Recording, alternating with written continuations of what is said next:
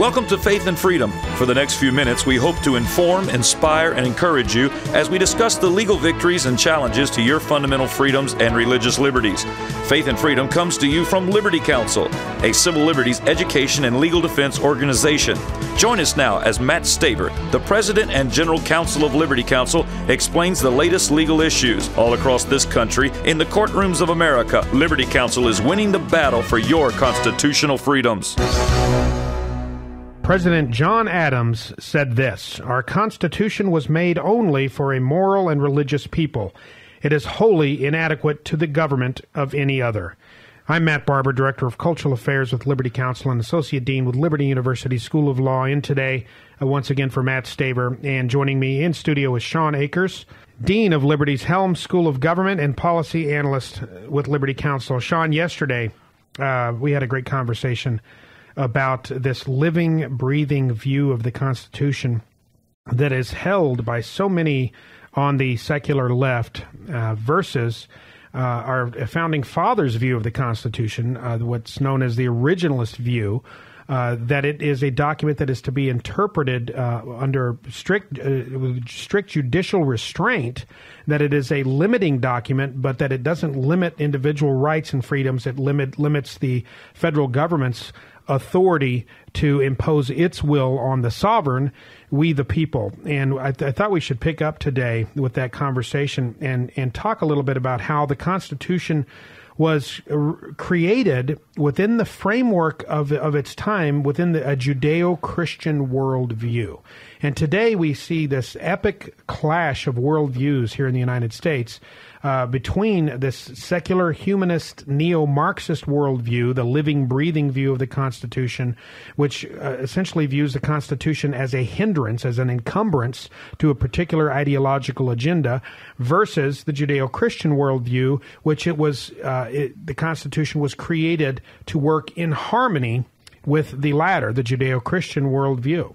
Matt, you start with something very interesting. You start by noting that the Constitution itself is there to limit government rather than the people. And that's, if you think about it, that's not the way that we have been trained to think of the Constitution. We are trained to think of constitutional rights, that the Constitution gives us rights, that our rights are derived from the Constitution. This is exactly 180 degrees off course. It's completely and utterly wrong.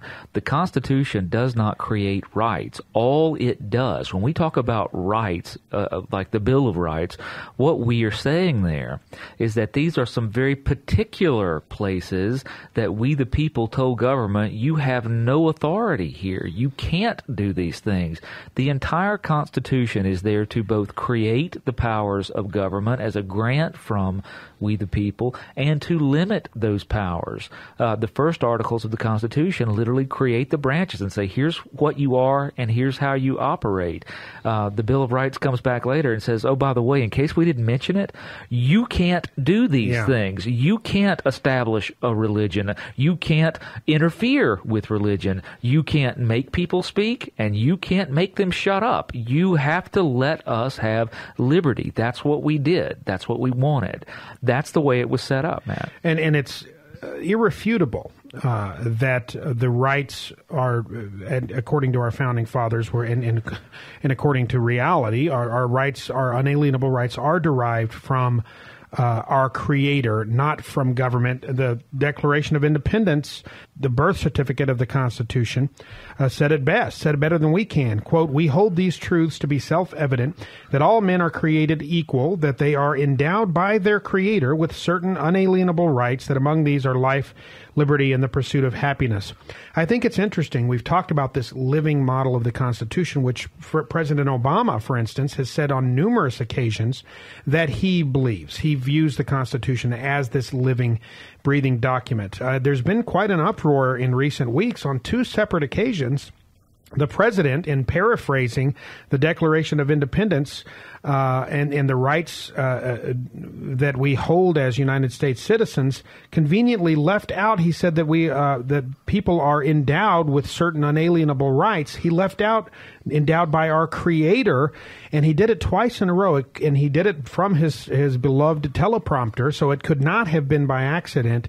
It just again shows you that this notion that our rights come to us via our Creator versus via the will of government is problematic for those on the left, like President Obama, like Justice Stephen Breyer, who we discussed yesterday, and the really just a plethora of leftist individuals and judges and so forth around the country who hold that view. Yeah, Matt, let me give you two competing diagrams here. One comes from the American founders, and I'll tell you, one of the great thinkers at the time was a French guy named Frédéric Bastiat, who put it very, very well. Here's the diagram. Here's the way it happens. He says, authority flows a lot like water. It flows from God to individuals. Individuals give up only portions, not all the water, not all the authority, just portions when they come together to form a civil government. So you've got God to the people to the Constitution to the government. Right.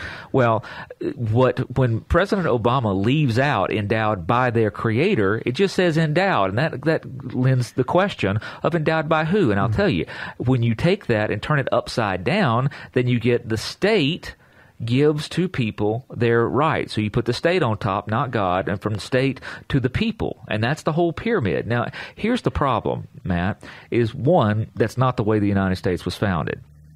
It was founded on Judeo-Christian principles that said that God gives authority to man. Man gives a little bit of authority to government just so that he can live in a manner that pleases God. Okay.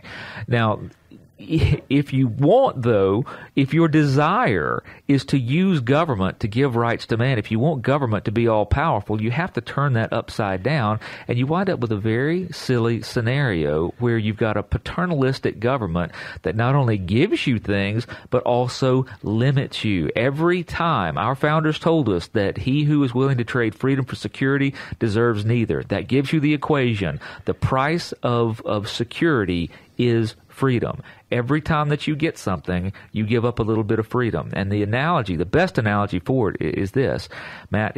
When we were teenagers, and you finally decided you were going to spread your wings and leave your house, you recognize you've got a certain thing going on. You've got free rent. You've got free room and board. You know, your parents put the food on the table. Yeah. Everything's provided for you. Everything's nifty. But you also have a curfew. You also have to mow the yard. You have to do what you're told, right? I mean, you live by their rules, and their rules are very paternalistic, their parents. The moment that you say, you know what, Dad, I'm 18 now. I'm ready to be out on my own. I don't have to do this anymore. He says, fine. Fine, you're right. You don't have to live by my rules anymore. But now you have to get out and find your own house, which you have to pay your own bills. You have to take your own liberty. So it's your choice. And that's really the two competing views we have of government, or whether we're going to be free to live our own lives and take responsibility for our own lives, or whether we're going to look to government and say, I give you all of my freedom so you can provide me with the bare minimums for me to live, but I'll do so without liberty. Sean, that's a great summary of the clash that we're witnessing right now in the political realm, in the cultural realm.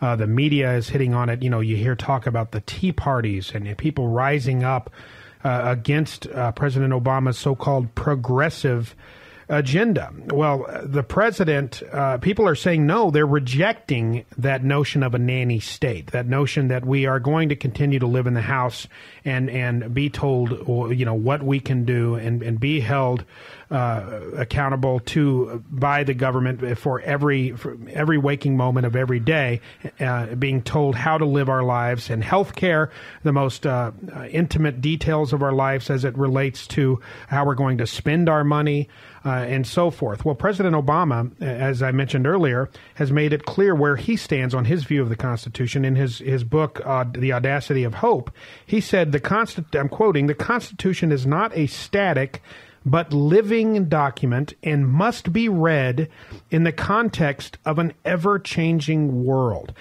That is scary, Sean. That's a fancy way of saying that we can change the Constitution if we want to. through our reading of the Constitution. That circumvents the constitutional amendment process, which is the constitutional process. That's scary stuff. That's what we see the government doing now, and that's what people are rebelling against. That's exactly right, Matt. People are telling you right now that this land was born in liberty, and we, the people, want it to continue in liberty. Well, folks at Liberty Counsel, join with us in defending the United States Constitution and insisting that judges view the Constitution and interpret the Constitution with an originalist viewpoint. Go to lc.org or call 1-800-671-1776. Ask for the book Original Intent by David Barton. This will give you some great information about the true founding of our nation and the intent of our founding fathers relative to the United States Constitution.